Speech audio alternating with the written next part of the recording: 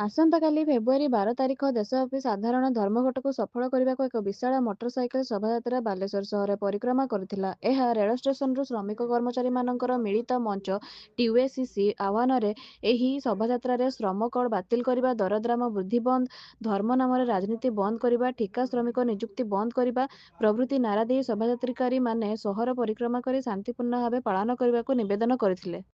ଆମ ଶ୍ରମିକ ଶ୍ରେଣୀ ଏବଂ କର୍ମଚାରୀମାନେ କିଛି ପ୍ରୋଟେକ୍ସନ ପାଉଥିଲେ, କିଛି ସୁରକ୍ଷା ପାଉଥିଲେ, ତାଙ୍କ ଚାକିରିର ନିରାପତ୍ତା ରହୁଥିଲା। କିନ୍ତୁ ସ୍ୱାଧୀନତା ପ୍ରାପ୍ତିର 77 ବର୍ଷ ପରେ ଏପରି ଏକ କୁଳାଙ୍ଗାର ସରକାର ଆମେ ବାଛିଛୁ। ଭାରତବର୍ଷର ଜନସାଧାରଣ ଆଜି ତାକୁ ପ୍ରତ୍ୟାହାର କରିଦେଇଛି। 44ଟି ଶ୍ରମ ଆଇନକୁ ଗାଡ଼ି ମକଚି ମାତ୍ର 4ଟି କୋଡରେ ପରିଣତ କରିଛି ଏବଂ 4ଟି କୋଡରେ ମଧ୍ୟ ଶ୍ରମିକମାନଙ୍କ ପାଇଁ କିଛି ନାହିଁ। ସେଠି ସବୁ କର୍ପୋରେଟ ପୁଞ୍ଜିପତିମାନଙ୍କ ମାଲିକମାନଙ୍କ ସପକ୍ଷରେ ସେ 4ଟି କୋଡ୍ ପ୍ରଣୀତ କରିଛନ୍ତି ନଭେମ୍ବର 21 ତାରିଖ ଦିନ, 1925 ନଭେମ୍ବର 21 ତାରିଖ ଦିନ।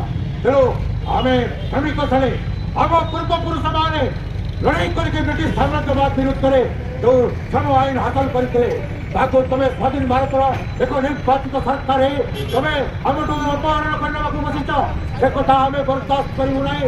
ଭାରତବର୍ଷର ଶ୍ରମିକ ଶ୍ରେଣୀ ସେଥିପାଇଁ ଆସନ୍ତାକାଲି 12 ଫେବୃଆରୀ ଡାକରା ଦେଇছে যে ଭାରତ ବନ୍ଦ ହେବ ଏବଂ ସାଧାରଣ ଧର୍ମଘଟ ବନ୍ଦ ହେବ ଏବଂ ପ୍ରତିବାଦର